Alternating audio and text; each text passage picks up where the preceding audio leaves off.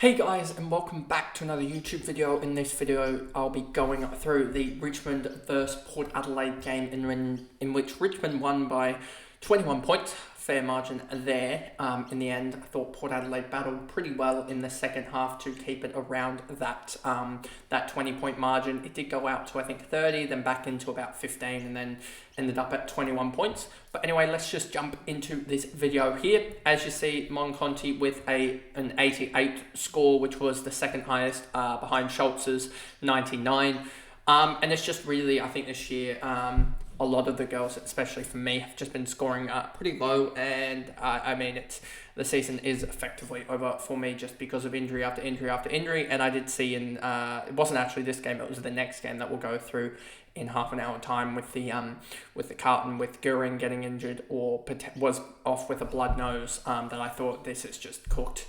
But anyway, Conti with an 88, she did pretty well, 24, 19, 23, 22, but never really had that big quarter where she just goes off. And that's sort of the difference between her and like Marinoff and others, is that Marinoff is able to have those big quarters that have the sort of 40, 50 point quarters in her. And that's the reason why she ends up with 130-point games, whereas Conti hasn't really had that. I think she had one big quarter in her 118, but that's about it. Mackenzie 78, and I think it's just more so she is taggable, I think, and comparative to the other girls in the like Rowbottom and also Marinoff. So she is very much taggable, and also she isn't the biggest tackler out there. Mackenzie 78, she's the sort of bull that in the midfield that I think next year could be one that really does break out potentially and goes up to that next level. If we just look at her stats here for a second, you'll see, if we just go here, it's not going to give you all the stats, but you'll see in the first 3 games, she's laid, 10 tackles in 3 games. She also laid a 3 tackle game in the first one of this year. So she is a big tackler when she does, you can see 5, 3, so she should be really tackling 4 to 5 times a game. But we just haven't really seen it exactly. But yeah, she scored a 78. Sheeran 78, surprised she wasn't suspended. That was a massive dangerous tackle, and surprised she only got a fine for that. But yeah, she got away with that, and 16 touches, 9 tackles. She did really well in the second half with a 48 second half. She's one that I'm definitely interested in just because she's got that really strong tackle base. You can see here, if we actually open up to Sheeran here, she's one that 6 tackles in the one game there, plus you add the 9 tackles. She's always been a tackler, even down at half back. So yeah, I'm definitely intrigued about this and her role, etc. Even outside of the buys, I think she's one that could definitely jump into the defender line there. Dempsey 66, Luke 63, Brennan 62. But the annoying thing for Brennan was she kicked 3 goals and everyone's like, oh yeah, perfect performance, 60 odd, she did her job, etc. Bring on the second game of the double game week, and then she's out injured, I believe, or rested or whatnot. Yeah, she's just not going to be there for the second game of it. So that pretty much means that, she's pretty much there with like Tripodi's going to outscore her, but like even though Kate Hall and the who else is in that forward line? O'Loughlin's on the double. I'm trying to think of all the single girls that are on the double, because the forward line mostly has the double girls, honestly, with the North Melbourne girls, AFLW. Let me actually just check the forward line. Forward line, and then we go averaging. Yeah, she's probably going to be outscored by Randall. Even Sheila's on the double. Ponta's probably going to go close to, if not outscoring her. Cynthia Hamilton's going to be going close. Maloney outscored her in one game before her double. She could be interesting. Friswell, she plummeted down. But we'll get to that. But yeah, she's just sort of in this sort of pack here, and you can see what we were talking about with this formation of this. The forwards are all going to be around this sort of pack here, and it was just picking the right ones, and we just seem to not be able to pick it.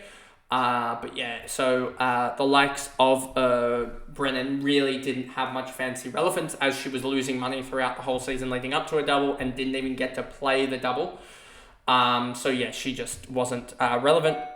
Egan 60, Greiser 54, Hicks, Miller, Dalloway, Bacon with a 41. I thought she was actually really good, and I don't know what's going to happen with her given that Brennan's out. So I want to actually just check AFLW lineups here.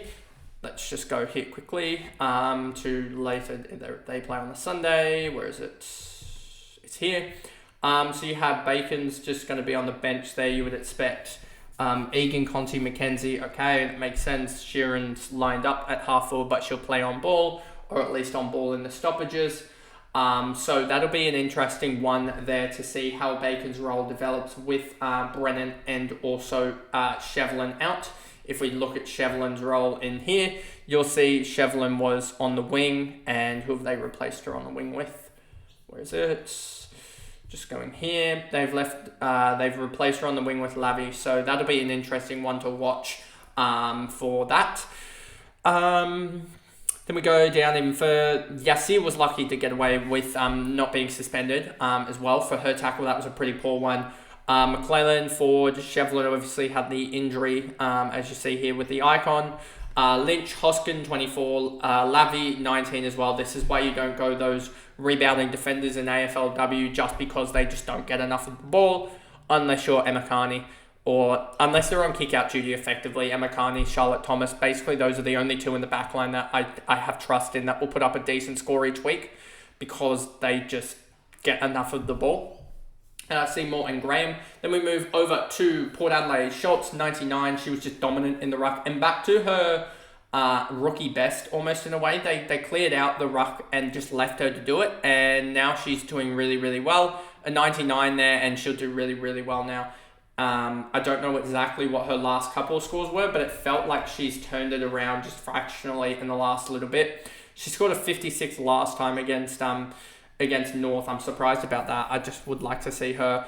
But then again, given this, I wouldn't be surprised if you saw that she had a double ruck. So I'm actually going to just double check that, because she's just turned it around recently. And I just want to check, did they have a double ruck in that game? Yeah, they did. Levecki and Schultz both double rucked. So yeah, I just think that you'll see here that when she's single ruck, she's so much better. And I just think they need to hand her the keys simply as she's a really good ruckman when she singles, but when she doubles, she isn't that much of a target up forward, and I just think that she's so much better in the ruck. Maloney, 75, Brooksby, and you just see here, I think she dominated second half, 63 in the second half.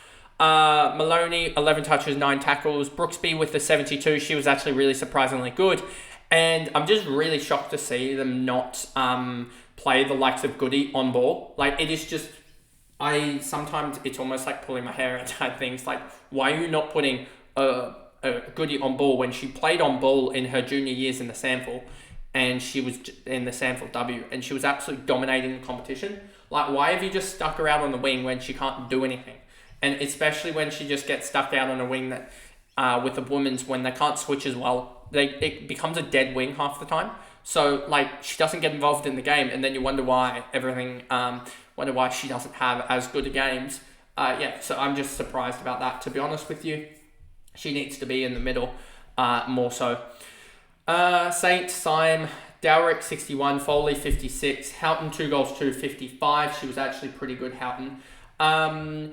Goody, then Window, 43, Borg, Liam Wendland with a 38, O'Day, Mules, Robinson. Teagle didn't get on the scoreboard for a 29 this all week. Bogue, Hammond, 26, Gomack, 19, and I'm pretty sure if you look at Gomack's stats, 19 in the first quarter and then did nothing outside of that.